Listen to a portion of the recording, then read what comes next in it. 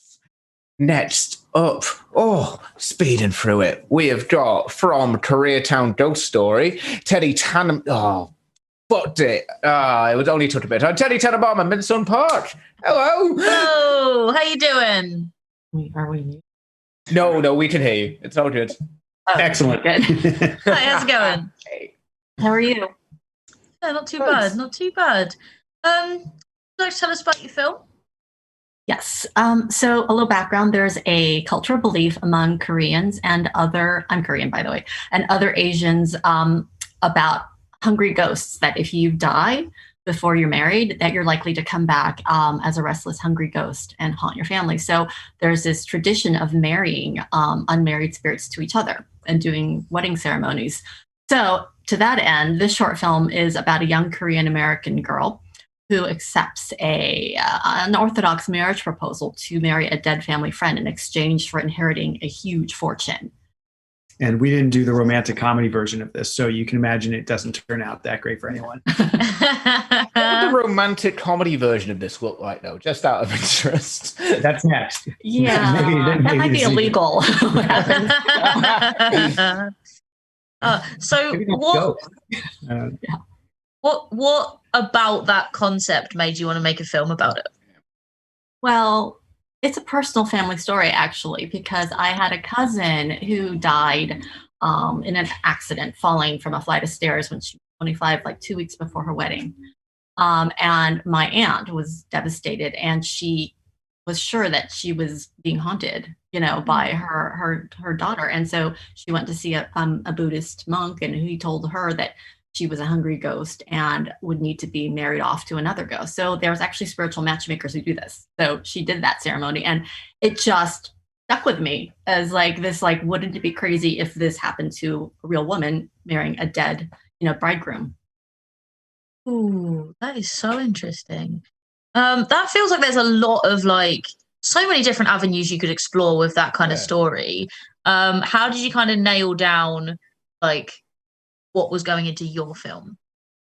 Yeah, that was tricky. I mean, it probably started mostly from the themes that we want to pursue and the fact that we wanted to tell Asian American story, an Asian American horror story, which is, not common. We've seen obviously lots of great horror from Asia. They're among the best horror filmmakers in the world, and we're, been inspired by those for a long time. We've also worked with Asian filmmakers on some of their movies as screenwriters. When they adapt them, here for American audiences. But no one tells the stories of Asian Americans are not often in any genre. So we wanted to tell the story of how many feel, and not just Asian Americans, but any immigrants often feel trapped between the expectations of white culture, of their home country, of their new country, and the expectations of their own culture. And their parents often in their background.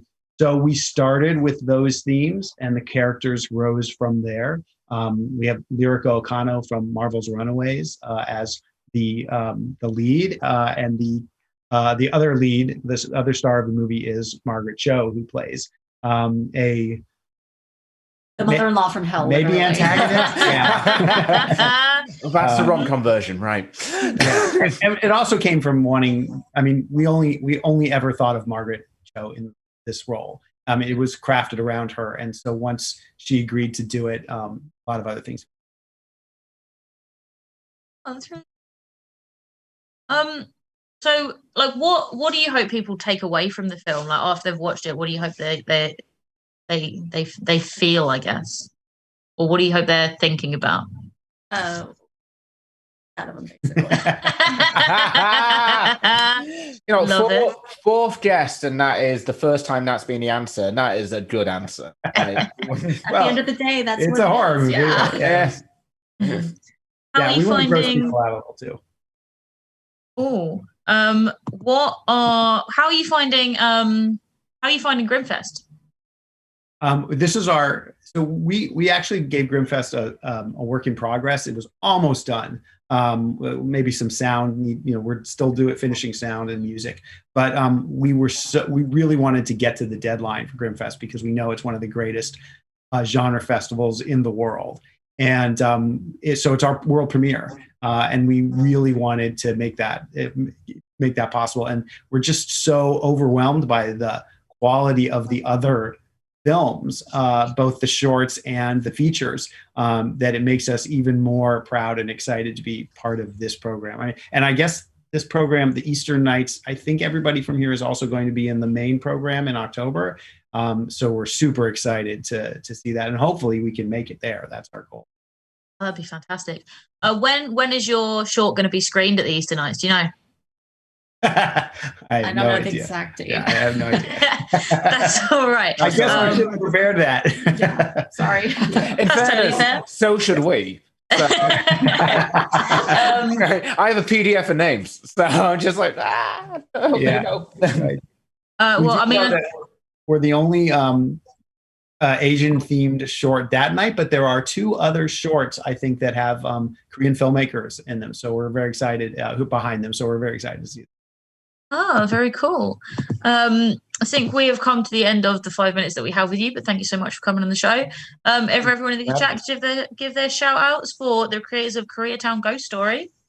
And thanks so much for coming on. Thanks for having us. So much. It's been a delight. Hope you enjoy the movie. Take care.